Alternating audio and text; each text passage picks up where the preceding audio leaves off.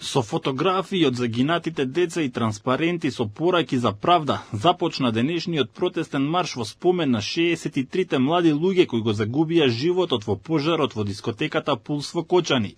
Маршот започна со собир на плоштадот во Скопје во 12:05 минути, пошто голем број граѓани се упатија кон собранието. Со 3-минутен молк пред порта Македонија им одадоа почит на загинатите.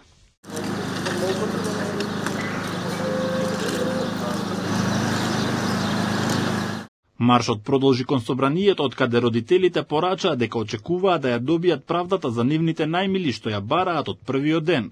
Во своите обраќања дел од родителите потсетија дека борбата што ја водат не е само лична трагедија, дека не сакаат милост, туку вистина и правда. Нагласија дека нема да отстапат се додека не се утврди целосна одговорност за трагедијата што ги одзеде животите на нивните деца.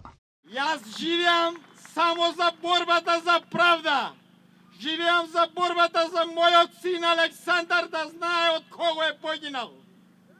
Но живеам и ќе се борам и не смеам да умрам додека нема правда. Не е ова живот, не е ова среќа, ова е луѓе болка. Да се подготват мерки кои што ќе спречат и ќе гарантираат дека ваква трагедија никогаш повеќе и никому нема да му се случи. И ова не е барање за сожалување, туку барање за правда. Ние не бараме сочувство. Тоа не ги враќа за жал нашите најмили и не може да ни избриша болката.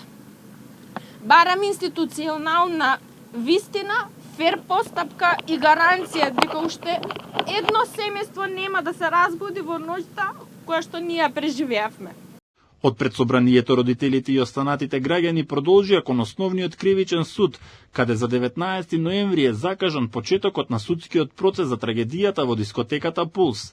Обвинителството поднесе обвинение против 34 физички и 3 правни лица, меѓу кои собствениците на дискотеката, проектанти и инспектори, како и тројца поранешни градоначалници на Кочани и двајца поранешни министри за економија. Сите се товарат за истото кривично дело, тешки дела против општата сигурност. Процесот ќе го води судијката Дијана Груевска-Илиевска, а судењето ќе се одржува во големата дигитализирана судница во рамките на затворот Идризово. Кривичниот суд, обвинителството и адвокатската комора соопштија дека ќе преземат се што е потребно за да обезбедат непречено, транспарентно и ефикасно судење.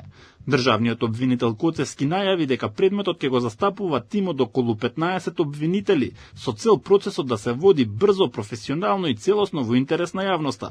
Денешниот марш го организираа граѓанските иницијативи кои следени 16 март 2025 по катастрофалниот пожар кој се случи на 16 март годинава во дискотеката Пулс. Огнот избувна од пиротехника за време на концертот на популарниот бенд ДНК, чии фронтмени и дел од составот исто така загинаа.